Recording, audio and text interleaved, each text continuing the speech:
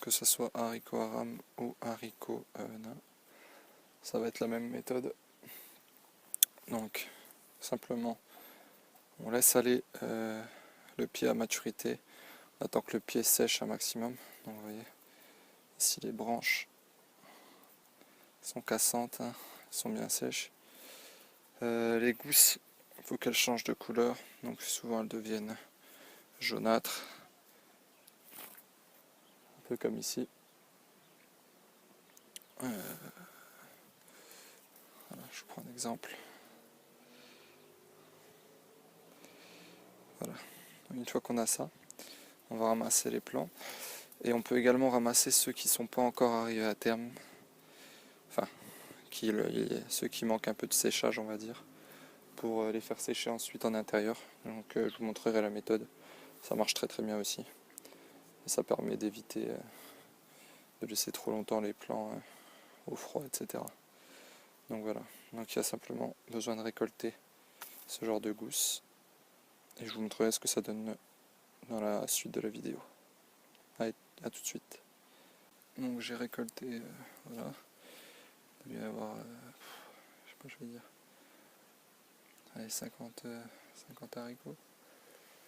Donc voilà, ça nous donne ça. À l'intérieur, vous voyez les grains qui sont bien formés. Donc ça c'est parfait. Il faut que vous essayiez de sélectionner donc, les meilleures gousses. Bon après moi honnêtement je les prends toutes. Vu que après on verra si ça donne ou pas, mais moi je fais pas trop la sélection pour l'instant. J'essaie plutôt d'avoir beaucoup de graines. Donc voilà, mais quand même, donc si vous voulez faire une sélection génitale de vos haricots, pardon, il faut que vous essayez de prendre les meilleures gousses. Donc ici par exemple on peut voir que j'ai 1, 2, 3, 4, j'ai 7 grains. Et les grains sont un peu, je sais pas si on va voir avec le focus, voilà, ils sont encore un peu luisants. Donc ça c'est signe qu'ils ne sont pas encore arrivés en pleine maturité. Donc moi ça je le savais un peu.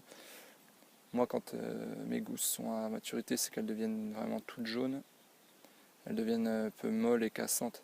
Là ici elles sont encore un peu trop vertes, mais ça fait rien. Justement c'est ce que je vais vous montrer, c'est qu'on peut stopper le processus un peu avant. Moi simplement parce que j'aurai pas le temps de revenir au jardin dans les semaines qui viennent. Et donc vous pourrez les faire sécher ensuite. Donc moi ce que je fais c'est que mes gousses, voilà, hop, je sépare les grains et je les mets dans un petit récipient comme celui-ci. Donc évitez le papier. Enfin, moi je mets pas trop sur du papier, comme ça j'ai des petits rebords, ça évite que tout tombe par terre. Voilà, et je vais les laisser sécher en fait dans un endroit aéré pendant au moins 4-5 jours et vous verrez le résultat. Donc là je vais déjà finir de ramasser tous les autres grains, je vous montre ce que ça donne et je vous montrerai le résultat une fois que ça sera séché. Allez, à tout de suite. Une fois qu'on a tout écossé, donc je dois avoir, je sais pas, 150 graines peut-être, je dirais. Et donc vous voyez les graines elles sont pas à maturité, elles sont pas sèches, elles sont encore un peu humides. Donc en fait ce qu'on va faire c'est qu'on va les faire sécher. Donc je vais vous montrer. L'objectif ça va être d'atteindre un peu, je sais pas si on verra, j'essaie de faire le focus, voilà. Les miennes elles doivent brunir un peu comme ça.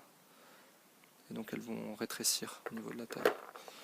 Donc je vous montre ça juste après. Voilà le résultat.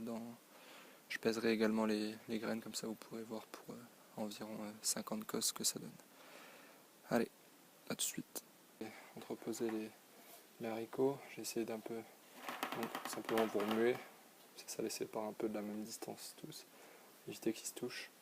Et là on va laisser dans un milieu aéré, donc de préférence un peu sombre, pendant environ 4-5 jours. Voilà. De manière à ce qu'ils deviennent tous un peu brunâtres comme ça. Donc on se retrouve dans 4-5 jours pour voir un peu le résultat. Allez, à tout de suite. Ça fait 4-5 jours que j'ai laissé les haricots.